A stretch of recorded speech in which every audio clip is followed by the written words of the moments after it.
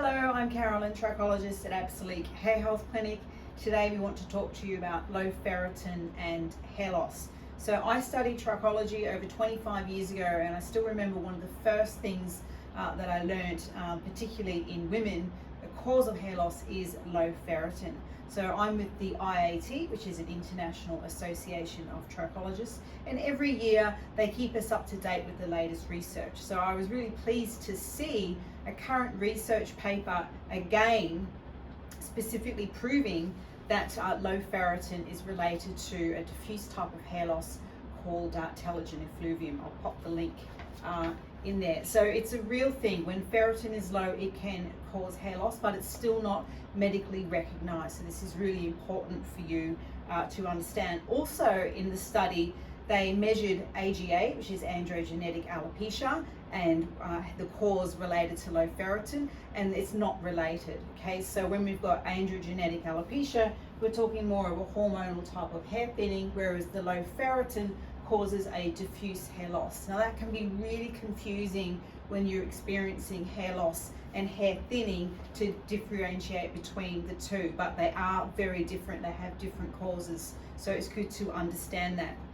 So we dive into low iron and hair loss. So low iron is different to low ferritin, so we have to understand that they're very different in the body. So iron is from what you eat, but the ferritin is the storage of the iron. So the body will store it in case of emergencies. So iron's reference range is 10 to 30, whereas the ferritin's reference range is 30 to 300. So they're hugely different, and we need more in the tank than just the iron.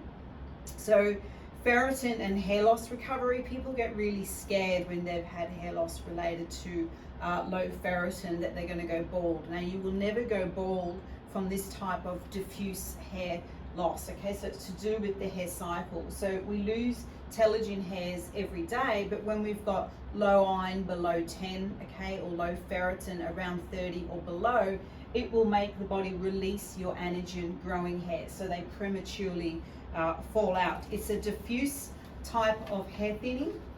It will happen 3 months after you identify the low. Okay, so if you found in your bloods today that you're low, it'll cause hair loss in 3 months' time. So it's always a 3-month time frame because this anagen bulb is really locked in.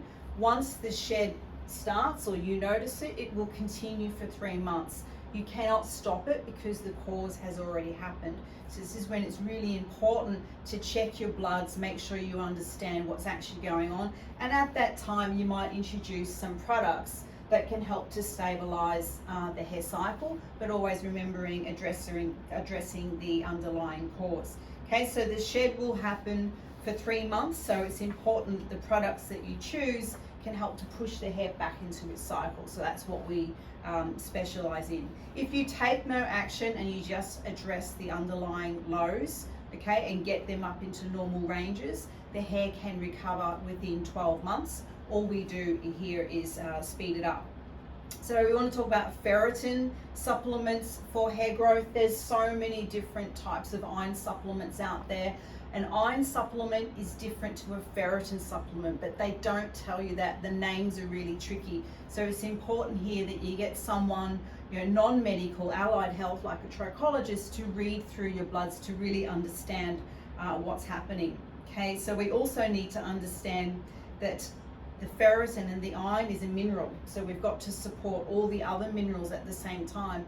If we just take the iron or the ferritin, we can mess with things down the track and we don't get the hair growth that we're after.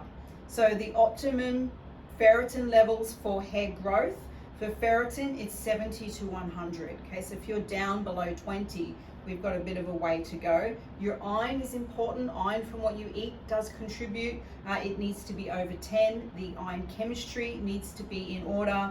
B12 plays a role here. It should be around 400. And vitamin D works really closely with ferritin too, so we need sufficient vitamin D, and that should be at around 150.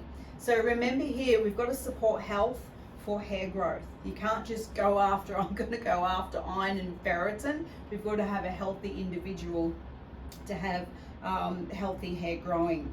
The other thing that I see is iron infusions. Okay, so when your iron is really low, say in single figures, as in your ferritin is really low, they may use an infusion, and that will push you up really high. So it may get you out of a dangerous health situation, but what happens, I see it come up really high, mess with other minerals, and then it starts to drop back down. So if you are using infusions, you need to come along with the correct supplementation and the minerals and also food. Here we would use food for ferritin and the art of absorption. You can also have high ferritin that causes hair loss. I have seen unnecessary iron infusions push the ferritin really high, and it was another disturbance that caused diffuse hair loss. But there's also this thing called hematomacrosis, is when people can store iron, and it is a medical condition that will also contribute to diffuse hair loss. So balance is the key. We're not trying to go high or low, we just need to find that nice little balance. So ferritin hair loss is reversible, okay, so you need to know that, and it is also related to hair thinning. So if the ferritin is lower than 7, as the hair is trying to come back and grow, it may not grow normally, okay, so we may end up having hair thinning. But both the hair loss and the hair thinning, and if you do have androgenetic alopecia, they are all reversible. If you're trying topical products or iron supplements and you're not getting a result within 4 months, you need to get help. So as a trichologist, that's what I'm here to do. Okay, so I'm going to put out our Food for Ferritin. It's a free document. It also has a recipe book, and we have another one called The Art of Absorption. It's all you need to know to use food, okay, to help to raise your ferritin. But if you need deeper help, okay, please contact me. It's email info@absolique.com.au. Ask for your Food for Ferritin and talk to me about reading your bloods. Thanks for listening.